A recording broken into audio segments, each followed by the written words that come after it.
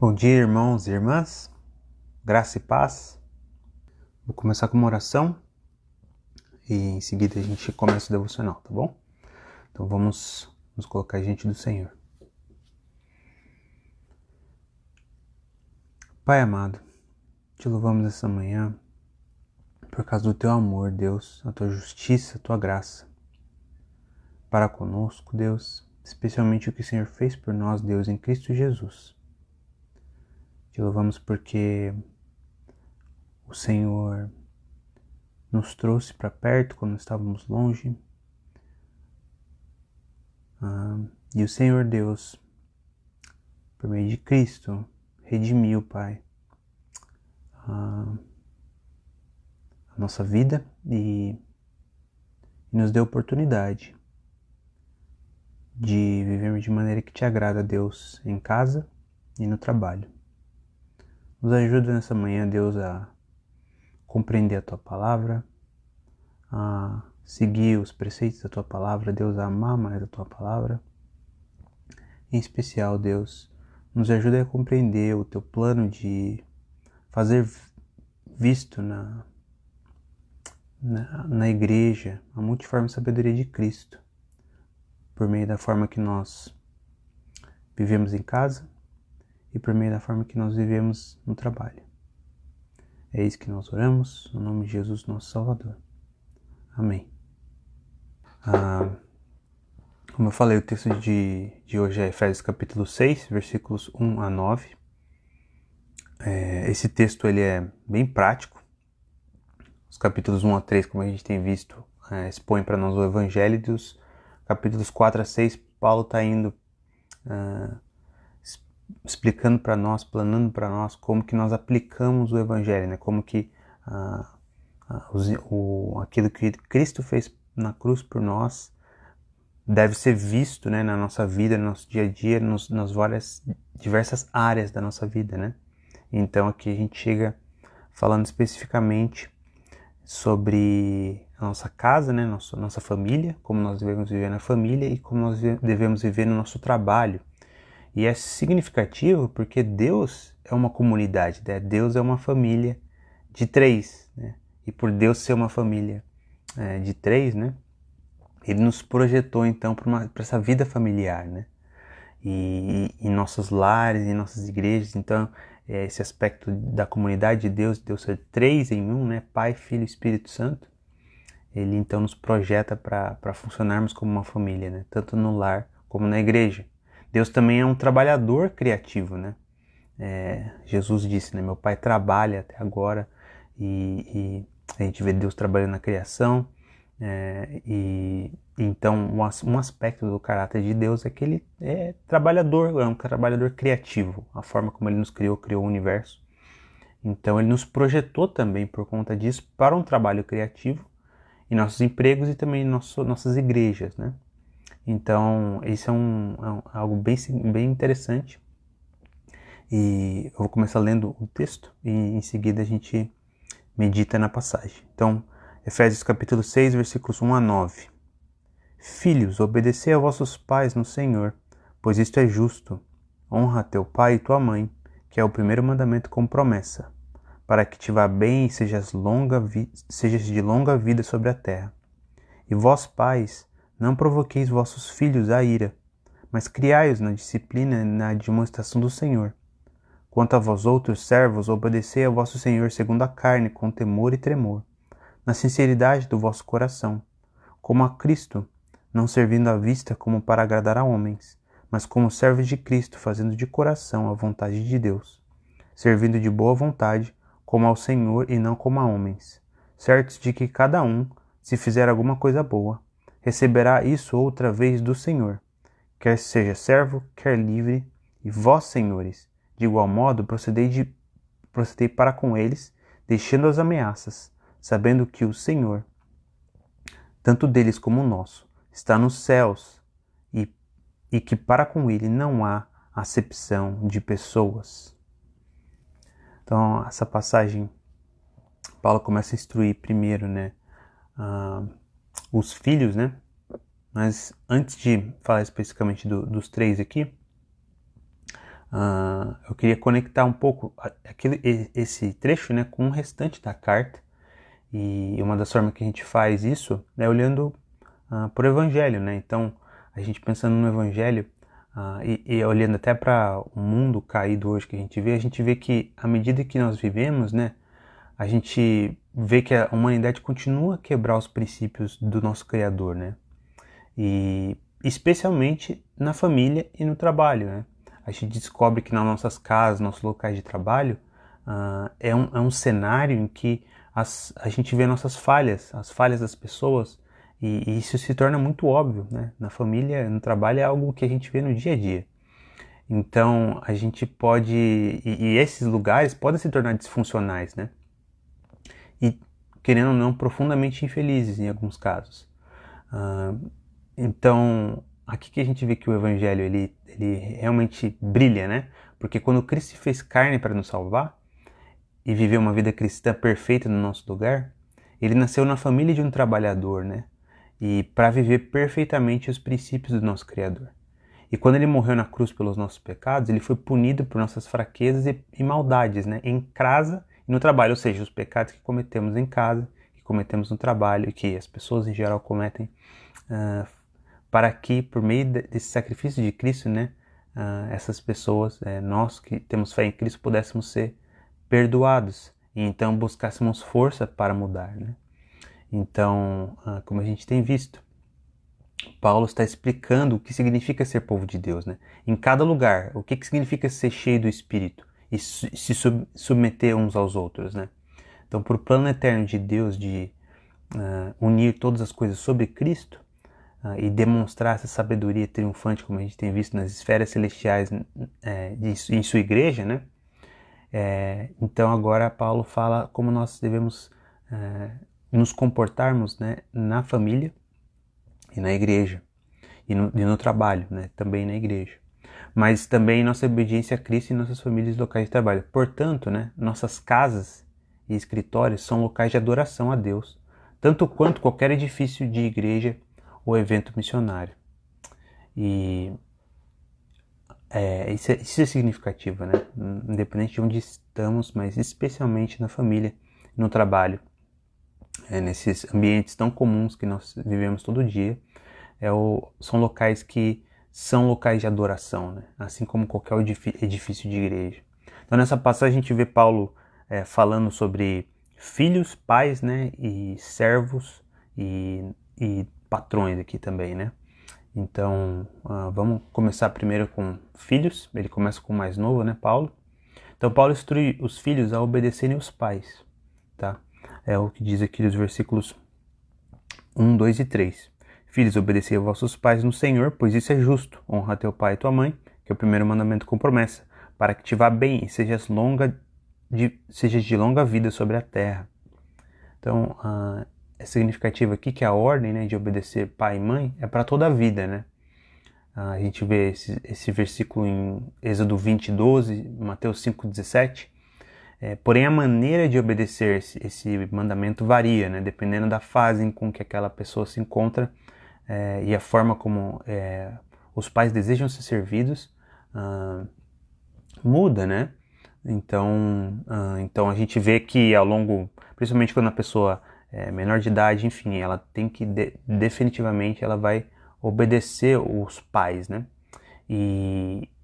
E aí o mandamento aqui é obedecer os vossos pais, ou seja, inclui obedecer totalmente as instruções.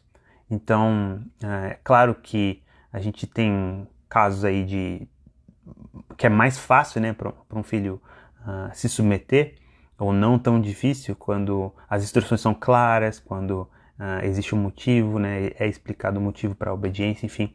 Mas, independente disso, Paulo ele diz claramente que o dever do filho é obedecer aos vossos pais. Ou seja, mesmo que seja difícil, mesmo que não tenha uma razão necessariamente um racional por trás, enfim, uma explicação, é dever dos filhos obedecer, sendo fácil ou sendo difícil. E é significativo aqui qual é a motivação para essa obediência, né? Obedecer aos vossos pais no Senhor, pois isso é justo. Honra teu pai e tua mãe, que é o primeiro mandamento com promessa, para que te vás bem e seja longa vida na terra. Ou seja, é no Senhor. A forma como os filhos adoram a Deus é por meio da submissão dele aos pais, é por meio da obediência dele aos pais. Então, a motivação é espiritual.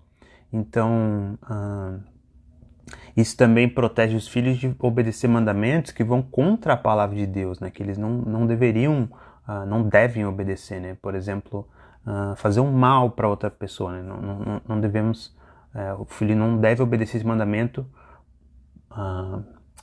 porque justamente a obediência dele primordial é para o Senhor, né?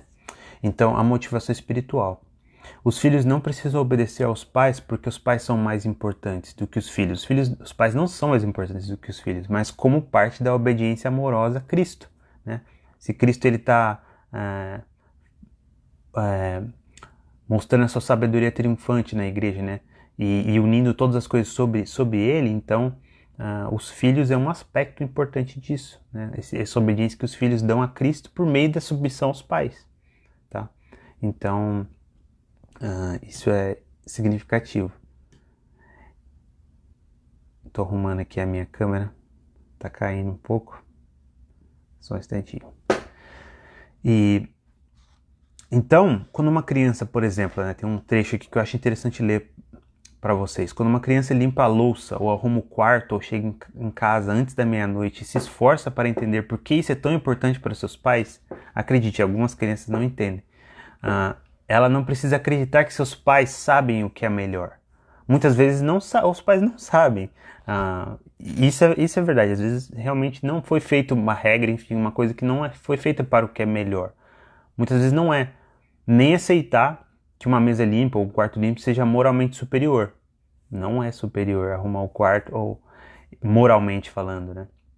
Mas eles precisam se lembrar que obedecer os pais é a coisa certa, porque Jesus pediu para que fizessem isso, né?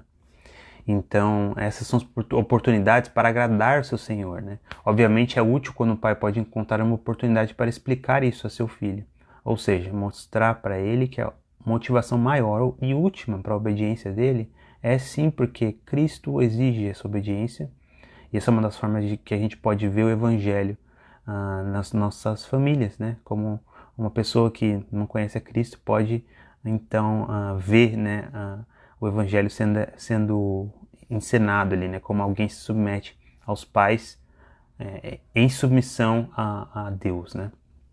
Em seguida a gente vê a instrução aos pais. A gente também vê, desculpa, voltando um pouquinho, que existem bênçãos, né? Que existem coisas boas que os filhos recebem por conta da honra que eles têm aos pais, né? Que é um mandamento com promessa.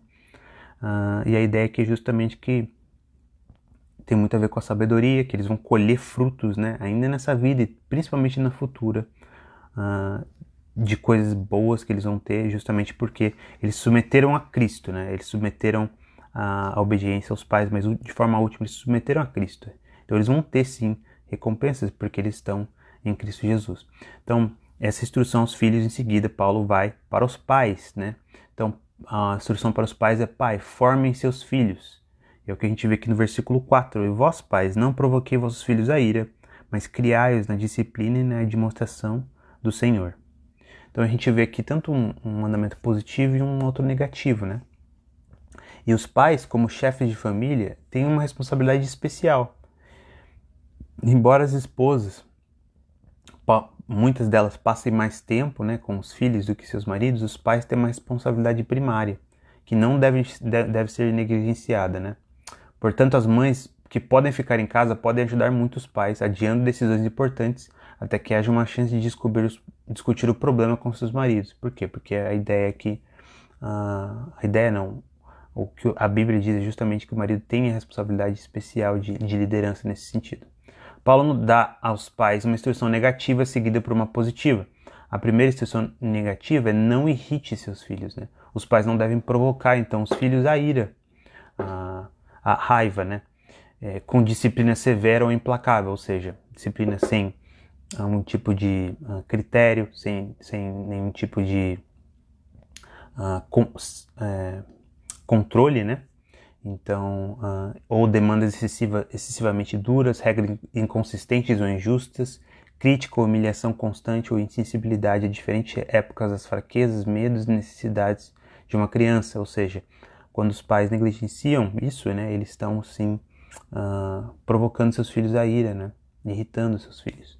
E Paulo diz que não, os pais não devem fazer isso. Em segundo lugar, vem a ordem positiva de Paulo. Criem-no, treinem seus filhos, né, na instrução do Senhor, né? Na minha versão aqui diz: criai-os na disciplina e na demonstração do Senhor. Ou seja, aqui a palavra criá-los, né, criar, significa nutrir ou cuidar dos filhos. Implica em cuidado relacional de longo prazo e não resultados mecanicistas rápidos, né? Não é algo que numa conversa a gente consegue mudar nossos filhos, né? É significativo, o pastor Paul David Tripp, né, ele fala bastante sobre essa ideia de, às vezes, os pais tentarem dar aquele sermão no filho, né, específico, um dia lá que ele pega e fala um monte de coisa e tal, e ele espera que o filho mude, né, do dia para a noite. Mas o fato é que, se isso fosse possível, né, o Paul Tripp ele fala, Cristo não precisaria vir e morrer na cruz, né? E disponibilizar na palavra de Deus o poder, então, por meio do Espírito Santo, para mudança, né? Porque se realmente um sermão ou uma disciplina, num dia específico lá, que fosse feito de maneira correta, mudasse definitivamente os filhos ou uma pessoa, Cristo não precisaria ter morrido na cruz e dado o poder que ele deu por meio da palavra para mudança. Então, essa palavra treinamento é uma disciplina corretiva, é algo que acontece, enfim, por muito tempo, né? Por meio da palavra, por meio da submissão a Cristo. Então, a disciplina certamente inclui corrigir o comportamento com palavras e ações firmes. Então, inclui isso também, né? Então, Paulo dá essas duas instruções para os pais. Em seguida, a gente vê as instruções para os servos, né? Trabalhando para o chefe, essa seção aqui. Então, Paulo agora se volta para a situação do emprego doméstico. A gente tem que pensar que, quando a gente pensa nesses versículos de 1 a 9, quase que eles se sobrepõem muito, porque naquela época a unidade familiar era também a unidade, muitas vezes, de trabalho, né? Então, é quase como Paulo estivesse falando do mesmo... da mesma área ali, mas são responsabilidades diferentes. Então, agora Paulo fala dessa situação do emprego doméstico de escravos e seus senhores, para esclarecer alguns princípios que ainda se aplicam, apesar das diferenças sociais, né, entre hoje e aquela época, ainda permanecem relevantes esses princípios para nossas vidas profissionais. Então, a ordem que Paulo dá aqui no versículo 5, né, começa assim: quanto a vós outros servos, obedecei a vosso Senhor segundo a carne, com temor e tremor, na sinceridade do vosso coração, como a Cristo. Então, a escravidão foi uma parte fundamental da economia, né, na sociedade, no Império Romano, né, e de todo o mundo antigo, né. Em geral, era praticado de maneira humana nas famílias, ou seja, era algo que acontecia realmente bastante, principalmente nas famílias, naquela unidade familiar, né. Mas, como é contrário aos princípios cristãos de dignidade humana, Paulo encoraja Filemão a aceitar Onésimo não mais como escravo, mas como irmão em Cristo, né? Então, a gente vê como a Bíblia, ela realmente vai contra, sim, a escravidão, né? Mas Paulo aqui não está interessado em falar contra a escravidão nesse texto, né? Então, muitas vezes usam disso para dizer, não, a Bíblia afirma que a escravidão não tem problema e tudo. Não, esse não é o ponto. O ponto é que Paulo está afirmando aqui, ele não está querendo fazer uma revolução nesse texto necessariamente, ele está falando da função, né? Como que então servos, no caso os escravos aqui, podem sim submeter seus senhores e como os senhores devem tratar com seus escravos, né? Então, isso tem implicações ainda para hoje. Então, em toda a Bíblia, Deus fornece princípios realistas que amenizarão os males recorrentes da escravidão em todas as épocas. Então, a Bíblia não é a favor da escravidão.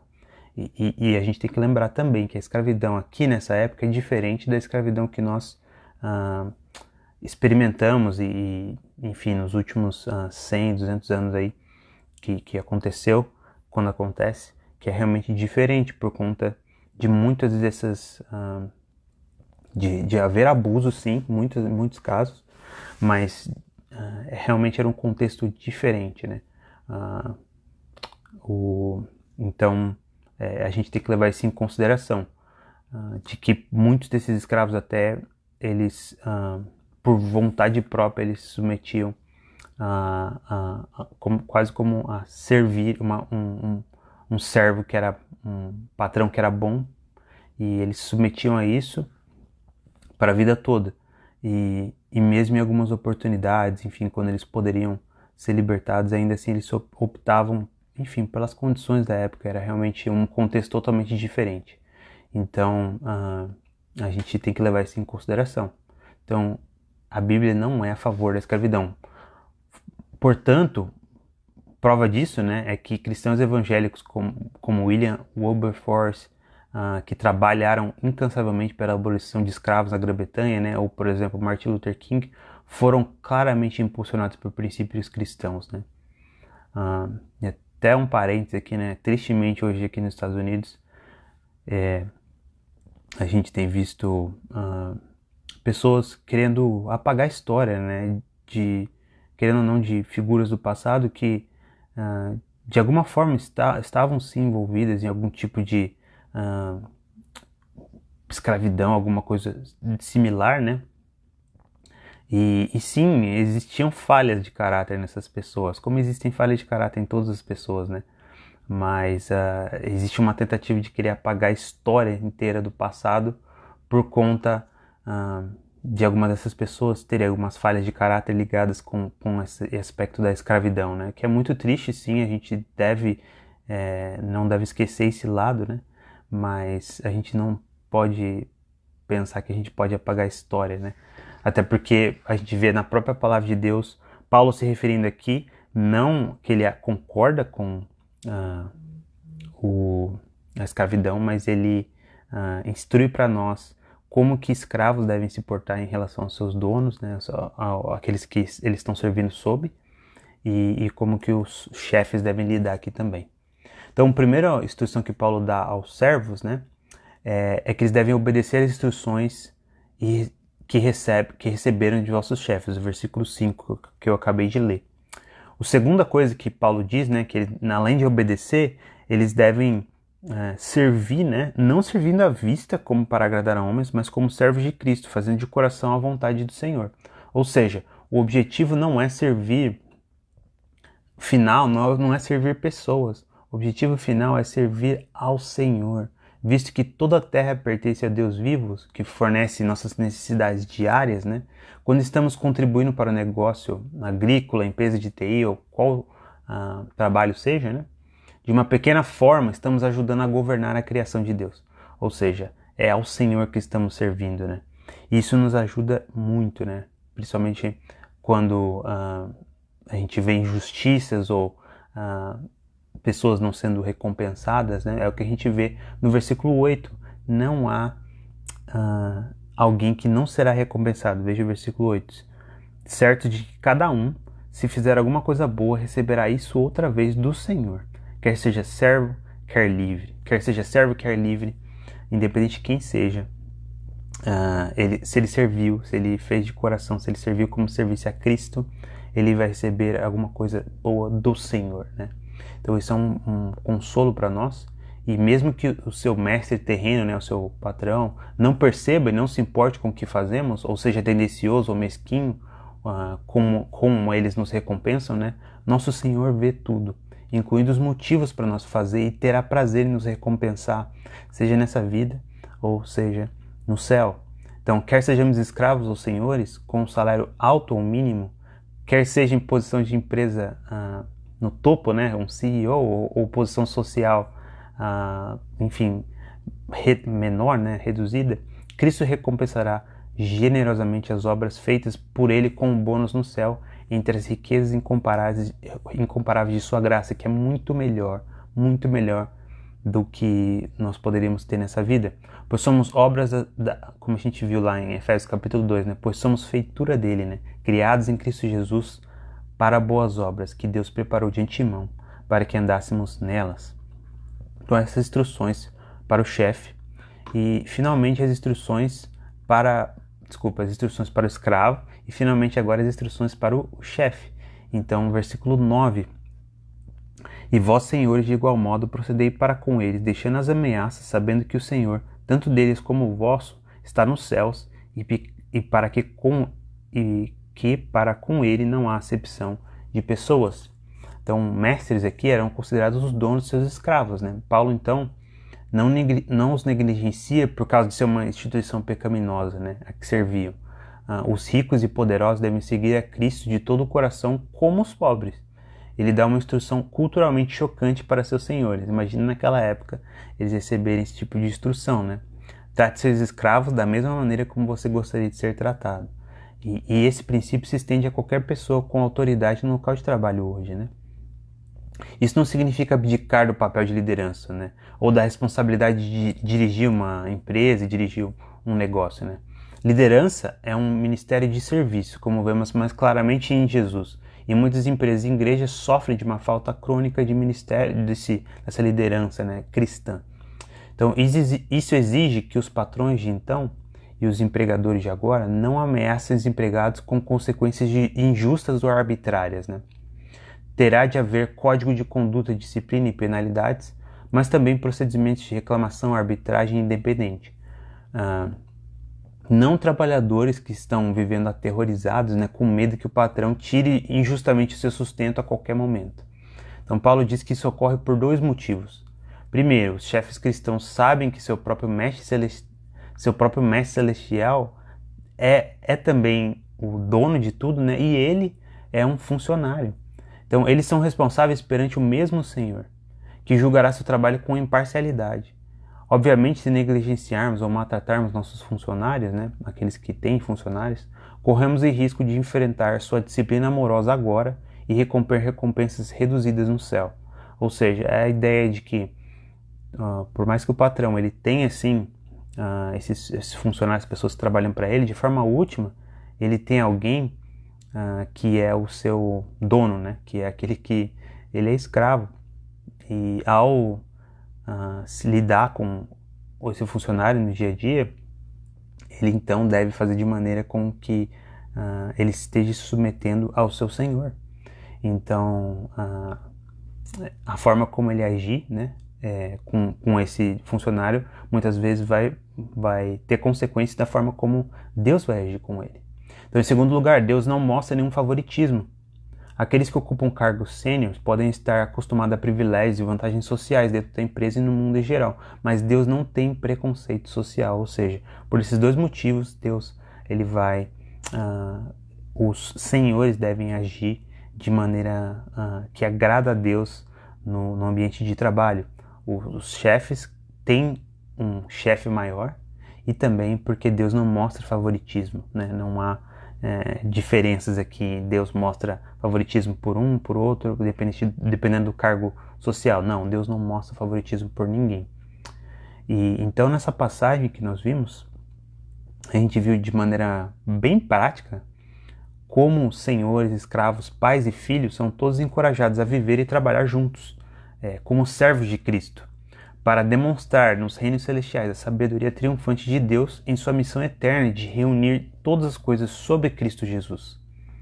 E a vitória triunfante, como a gente viu na cruz, sobre os poderes do mal, não é demonstrada apenas na igreja aos domingos, né? É demonstrada da maneira poderosa como cristãos de todas as origens, né, sem nenhuma distinção, se submetem ao governo de Cristo em nossas casas e em locais de trabalho, e de segunda a sábado. Então, embora nossos lares e locais de trabalho podem ser locais que, como a gente viu no comecinho, dolorosos, difíceis por causa do pecado, nossas igrejas podem fornecer um antigozo, né, um prazer aí, um gosto, né, encorajador da vida familiar feliz e um ambiente de trabalho criativo e satisfatório para os cristãos que os cristãos desfrutarão, né, num reino vindouro de Deus.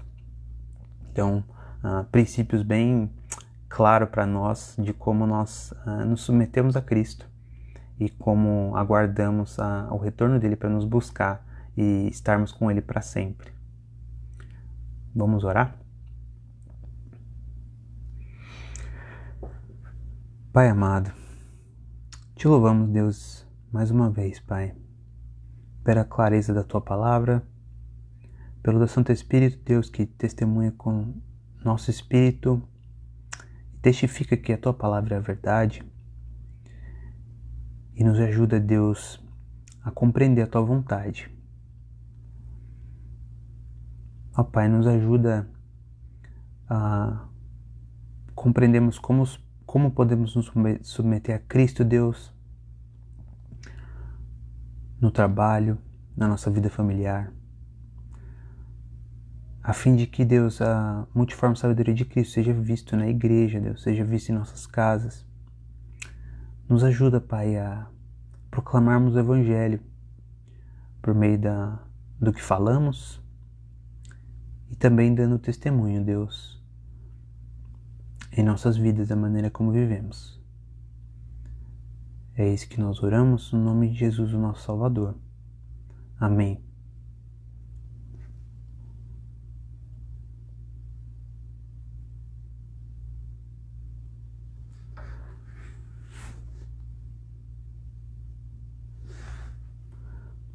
Bom dia de Lourdes. Tava vendo aqui a bandeirinha do Brasil. Amém, Pai. Meu pai tá aí também. Gilca. Amém. De nada, Carlos. É um prazer. Bom dia, Vânia, também.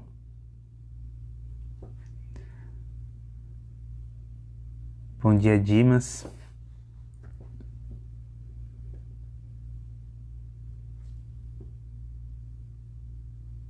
Hoje que é o feriado aí, né? Eu pensei que era semana passada.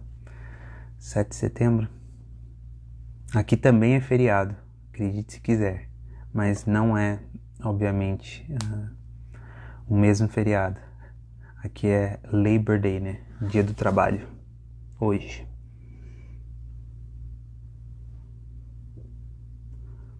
Boa semana para vocês, para você também, Andréia.